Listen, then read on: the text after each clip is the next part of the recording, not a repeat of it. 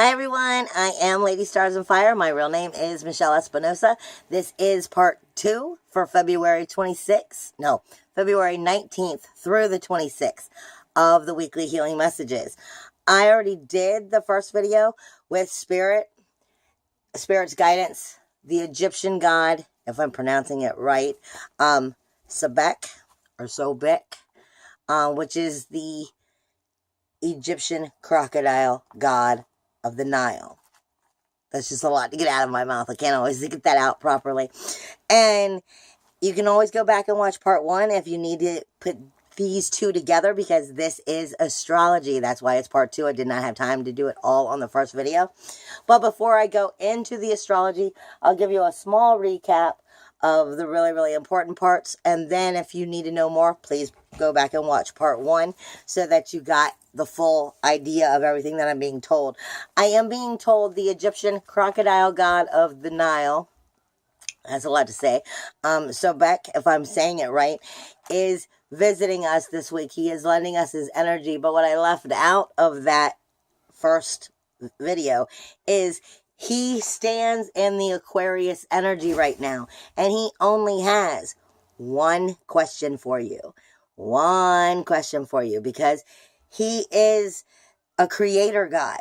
He is the god that is said, according to Egyptian mythology, to have been created from the waters of chaos to recreate the world, linking him also to the Egyptian god Ra. But he's also linked to Osiris and Isis, Isis, duh. He's also linked to those two, which also brings him to a creator god as well as a healing god. He is known very much to be aggressive. His reputation is vicious animal instinct. So he is an aggressive, protective, creator, and healing god. He is known in the mythology of Egyptian to reunite the dismembered parts of Osiris. That speaks to us of unity. Now, the reason I say that is because, like I said, his energy is there helping us. He is lending us the energy this week as we move through the week of astrology, because that will really help you understand why he's there. He's standing in Aquarius energy, and Aquarius is where the rebel is. Aquarius is the one who's not afraid to just have the balls all of a sudden go take on City Hall. Okay? Aquarius lives by their own rules, and ain't nobody going to change that. But in the universal energies, Aquarius is that 11th house. And that 11th house stands with your community. But when we're also standing with the community, that's our outward life, our outer projected life, as we are seen, how we are viewed. But that also somewhat speaks to that 10th house of your creativity, universally, not creativity, of your careers, because that also deals with that outer world of the community. So we're talking about on an outward action, how we're viewed, what actions are we taking outwardly. The creator god, the healing god, known as Sobek, the Egyptian crocodile god, with his aggressive actions, are in Aquarius energy. He's speaking to us of one question this week. And as soon as I ask this question, you'll understand if you follow the astrology. And I assume you do, because you're watching the video.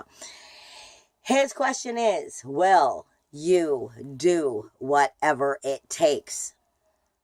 Period. Will you do whatever it takes?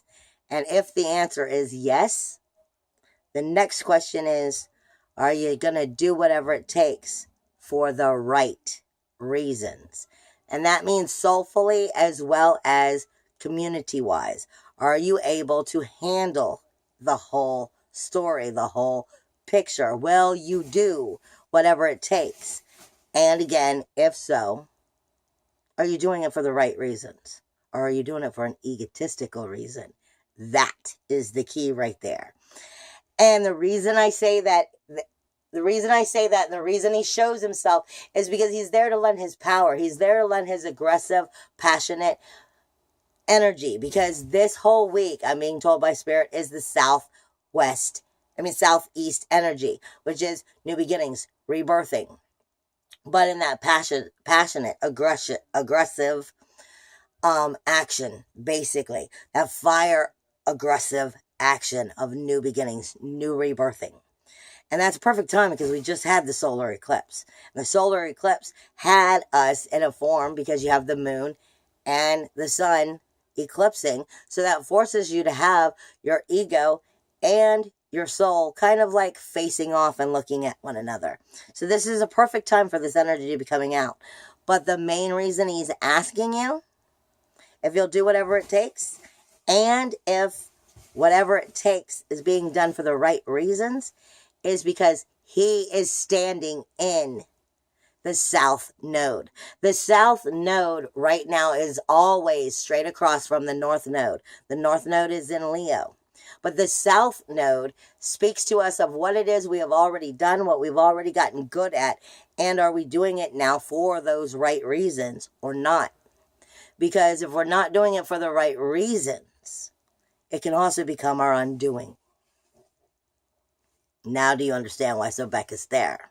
He's standing there with power, trying to lead you in the right direction and help you. And if you need, possibly call on him and ask yourself even if, like I said, you're doing it for the right reasons. Because the south node is what can become your undoing. It's what already has been done. This is not a time to redo. Okay, if you've already done this once and it didn't work out for you, it's not exactly the smartest time to let me try to redo it again. And that's why. Are you doing it for the right reasons? Because the north node is directly across in opposition, and they always are in opposition of one another. However, the north node speaks to you directly of what you must learn and overcome in order to move forward in life. So there is your inward and your outward communication of ego and soulfulness, asking this depth of question from your higher self. And this is the time that you need to be listening. With that being said, I was also given the diamond or Induus by spirit to help you move forward, which speaks to you of your wholeness, which is your 4. Your 4 is your emotional, your mental, your spiritual, and your physical. If they are out of balance, then honey, you are out of balance and your diamond is out of balance.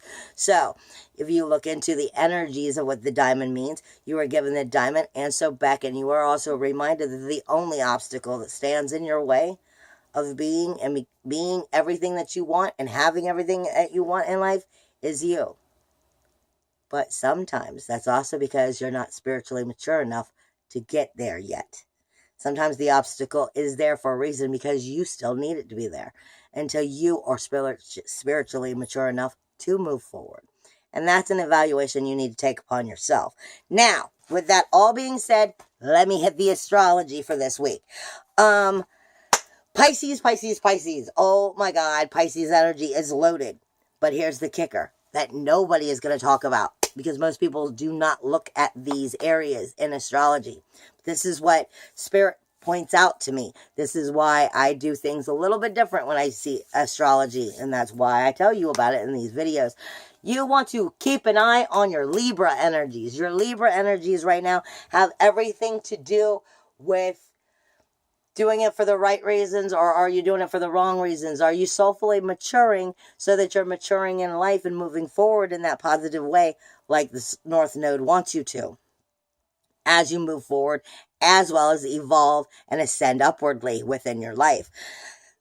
Pisces has Neptune in it. Pisces has Chiron in it.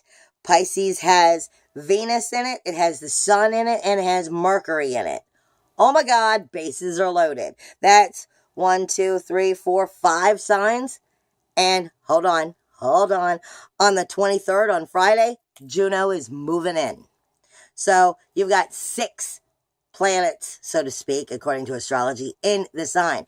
This is making it an incredibly powerful, emotional energy right now that is in the universal 12th house. Now, I will tell you, if I'm doing your own personal astrology, yes, that may not be your 12th house. It could be your 3rd house. For me, that's my 7th house. Hello. So for me, like I said, it's my 7th house, which changes things, because then that's putting it into actual relationships in my life, basically. But on a universal level, we're talking about the 12th house.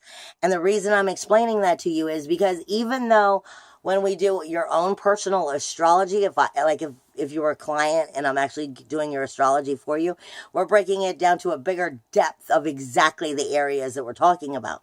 But you will still see it somewhat happening on a universal level. Just may not be showing it in the correct right house, because I'm showing it at a universal level, not pulled all the way down to you specifically. Now, with that being said, Pisces universally is the 12th house. It is the end of the cycle. It is where all of the denials no longer can remain in denial. It is where all of the lies to yourself no longer can stay there. It is where everything that you don't want to be honest with yourself, you don't want to see, has to come forward, because the healing has to be addressed before the cycle may end and the new cycle may begin. It's a healing energy. But healing doesn't always come comfortably, okay? So this is where Pisces is. Pisces has all of these energies in it. It has the sun in it, which speaks to you about your shine and your core energy and what it is that you are known for. Basically, it's how you're viewed by others. Then it speaks to you and your Venus energy, and that is your senses. It's your senses as far as your emotions, as well as your body, your physical body going on. So we have a lot of chakra imbalances coming in this week due to that astrology and that reset from the eclipse. So, I mean, and I do mean a lot of chakra imbalances. You could have the spiritual flu. You could be having, pain in your feet. You could be having pain in your knees. You could be having pain in your hands. And if you're at a doctor and they say there's nothing really going on, that's most likely why. By all means, if you think you need to see a doctor, go see one. But don't ever cut out the fact that astrology and the way the planets move can affect you more than you realize. Venus speaks to us of the charm we want to have to get what we want. This is how love is created in the beginning. You have to find the attraction. You have to be able to charm your way into somebody's life. You have to be able to get close enough to do so. But senses also speak to us of what hurts us. So it speaks to us of where it's not comfortable. Venus is telling us what we like, and Venus is telling us what we don't like and why. The sun is talking to you about your core, your shine, and what you're known for. Neptune is lending its energy in Pisces, and that healing energy, that 12th house, the end, so the birth can come and re-begin. Neptune is lending us its magic, its nostalgia, its fascination of mystery, of being able to create. But are you creating correctly, is the question. Are you starting a new cycle all over again to have to learn what you already didn't learn?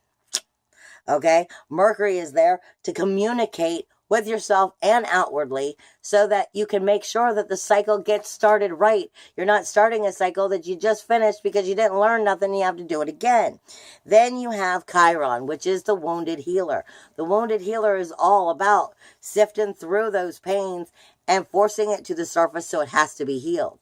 This is a water energy. This also speaks to why Sobek is there, because he's supposed to have been birthed from the chaos of the water. Hello? And that's exactly what Pisces is doing right now, bringing the chaos up to force it to be healing so that it can then move forward. This, for however long all these energies are in Pisces, is going to be an incredibly powerful time. And I expect for most of them to be there right on up through to the new full moon next month. First day of next month. So this is a very powerful time for that new moon energy to reassess, set, and direct itself out into the new beginnings. Now, the reason I went into all of that is because almost everything is going to be talking to Pisces. I explained Pisces to you first, so when I hit Pisces, you know what I'm talking about. Then, the thing that's the secret here is Libra. So Spirit reminds me to not forget Libra and not forget that Sobek energy, which is coming out of Aquarius, because Aquarius isn't actually really touching much other than the South Node and Ceres. Ceres is karma. Sarah speaks to you about karma coming from your creativity of your universal 5th house, where creativity is, as well as where service is. okay, about making sure that you're doing it for the right reasons. You're being in service to yourself as well as in service to others. The king, I say this all the time, a kingdom is only as good as a king. And if you have a bad king, then the kingdom is not going to be held together well because it's being held by a bad king. Do you get what I'm saying? Their kingdom is only as good as the king. Now, again, back to Sobek. Are you going to do what's right? Sometimes, just like they say now, sometimes presidents need to be impeached. How do you think changes happen? Changes don't happen just because you wish they'd happen. It's because somebody's willing to do the right thing. But the question is, what is the right thing, and are you doing it for the right reasons? Okay, back to astrology.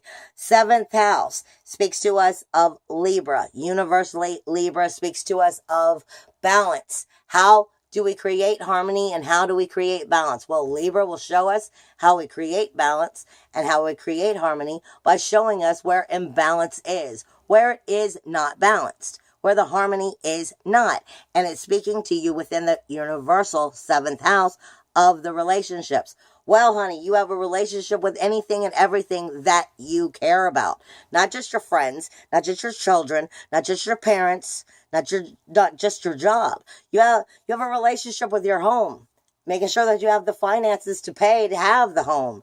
You have a relationship with your money, making sure there's finances. You have a relationship with your job, making sure that the communication is there and that you could get the finances, that it's all possible. You have a relationship with, your car. If the car's broken down and you can't get anywhere, you know all about your relationship. This is talking about finding the balance from where the imbalance is. Where things are not working out, where they are out of harmony, are going to be showing themselves for these relationships to find a way to correct themselves. That is the key here. However, this also does speak to you about your friends, your family, your loved ones, because that is a real relationship. And these imbalances will be shown so that you can do it. But here's where the kicker is. The energy that's hiding in Libra that most people are not going to talk about is called, I think it's Maki, or it's written as Make, and Haumea. Maki is, when I explain it as in astrology with the planets, so to speak, it is considered the development of the lotus flower. Okay, and what I mean by the development of the lotus flower is the lotus flower is known to be, such a spiritual, beautiful thing, such a high ascension of energy. Okay, but it's such a high ascension of energy because it had to work to get there. It wasn't just given that beauty. It had to grow through all the dark, murky, muddy water to ascend up through that dark, dirty, or nasty, muddy water to break through the surface and then bloom into the beautiful thing that it is. It worked for that beauty. It worked for that ascension. It worked for that high vibration. This is what you've got to understand. And Maki speaks to us of, where are you on your ascension of the lotus flower? That is its job, Maki, or make, however you want to pronounce that in astrology. And it is sitting within that energies of Libra and the communication of creating the harmony and balance of within those relationships. Okay, so where are you on that development of working through your everyday life crap and finding your way to the beauty of what you want your life to be? This is the question. Where are you on this ascension? And that's going to be speaking to you because it has its conversations coming up this week, as well as Haumea. Haumea speaks to us of how it is we create and develop ourselves into our collective consciousness. And where are you within that collective consciousness? These two are very similar in complete different ways, because your collective consciousness speaks to you of what you already have ascended in, or where you haven't ascended to, and why. And do you not understand?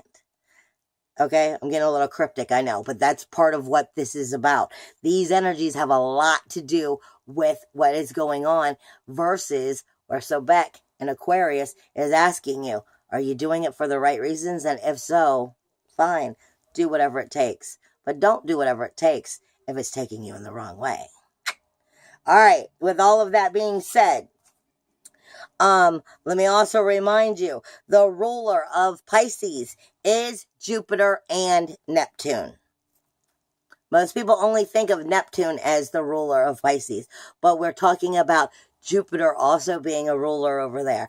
And Jupiter is going to automatically, period, until at least the next 2 weeks to the end of the month when all these planets move out, is going to bring all of that water energy from Pisces into abundance. And the problem with Pisces is Pisces wants to believe that everything really is good, that everything really is a magical, beautiful world.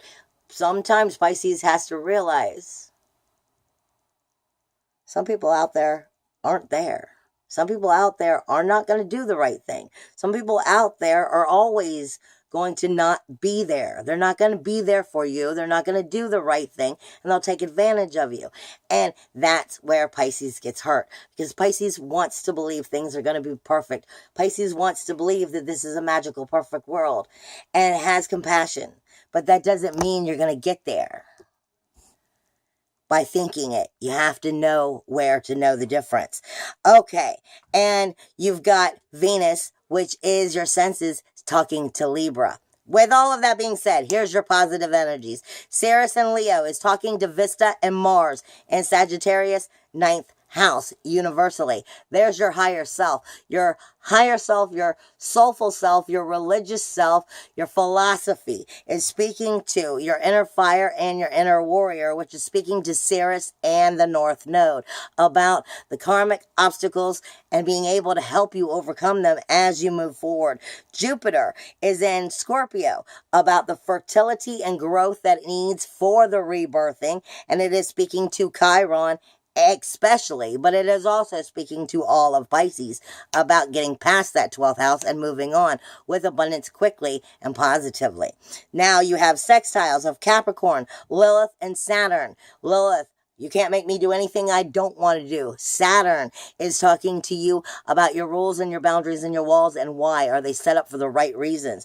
They are speaking to Jupiter in that 8th house, which also speaks to what it is the relationship owns and why. What is it responsible for? Taxes, child support, these things. What do the relationship own? With your job, your money. So what is it the relationship owns? Is speaking to the rules and boundaries, and is that going to help you? And if not, are you seeing it so you can make the correct changes? Pluto in Capricorn is speaking to you about making the proper foundation, and speaking to Jupiter about being able to do so in a positive way so it brings abundance into your life.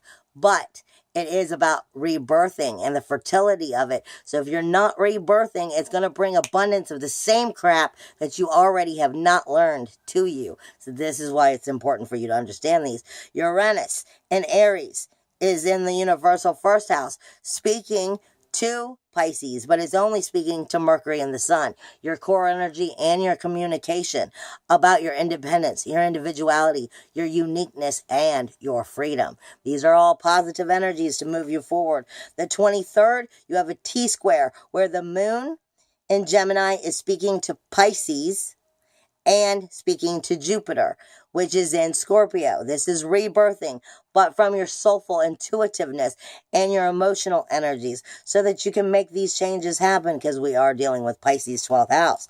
And then on the 24th and the 25th, you have a grand trine, which is Cancer moon, speaking to your 4th house of home, but also the home of who you are, not just your home.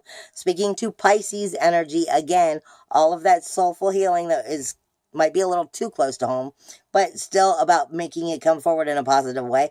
And Jupiter talking about healing what it is the relationships own within your home too. Not just the home in the house, your soulful karmic home. What it is that helps you move forward in the way you need to. But that grand trine is also sitting with a T-square of Uranus energies, independence, individuality, freedom, and your uniqueness and inventiveness, speaking to Lilith and Saturn. You can't make me do anything I don't want to do, period, and I'll build the walls the way I want to. Okay? And it's speaking to the moon. It's helping you, lend you the energy to do what you need to do to move forward. And that is happening basically Friday, Saturday, and Sunday. Now, your challenges. Here's the kicker. The challenges is where Libra comes in. All of that energy from Make, the lotus flower, is speaking in opposition to Chiron. Lotus flower and the muddy, murky water. And are you ascending up and breaking through the water and getting to where you're blooming into the life you want? Because it's making Chiron deal with the shit you don't want to deal with. But you need to, honey, so you can move forward. It's not going to be comfortable. But it's those things that you want to leave in denial, you want to pretend don't exist. These are going to be coming up because they're forcing their energies on each other to force you to move up. So deal with it the best you can in a soulful, healing way. Know that it's for a soulful, healing way. Haumea in that 7th house of Libra, of finding out how to create harmony from where harmony and balance is missing, is also speaking to you of creating your collective consciousness and ascending within it. But it is squaring Ceres, which is karma. It is Ceres' karma, but it is also challenging where the nourishment is. Are you nourishing properly? Were you nourished properly? And are you going to create that cycle again? Breaking the cycle is what this is about. Making sure that the proper nourishment is moving forward so that it's not a threefold theory coming back to you that you'll regret because you didn't learn a damn thing now. It's about learning it now. And it's speaking to you of your Uranus energies, which speaks to you of standing in your power, your independence, your individuality, your uniqueness, and your freedom within your relationships, but also for the right reasons.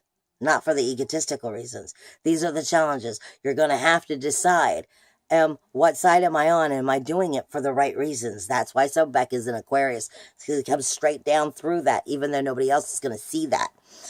I'll just tell you what Spirit tells me. Then you also have Vista and Mars in the universal 9th house, where your higher self is, where the fire is, where your passionate home and soul fire is, and the warrior within is found, is speaking again within challenging energies to Neptune and Venus, touching a little bit of that too close to home feeling and making sure to ask you, are you going to recreate what didn't work? Again, this is not a time to do over. This is a time to start new. Make sure that you're creating for the right reasons and that Venus is helping fuel you in a positive way. And don't let Neptune go back to nostalgia and talk you into some shit that you want to believe was better than it ever really was. I love you. Hugs and kisses in the wind, everybody. See you next week. Bye.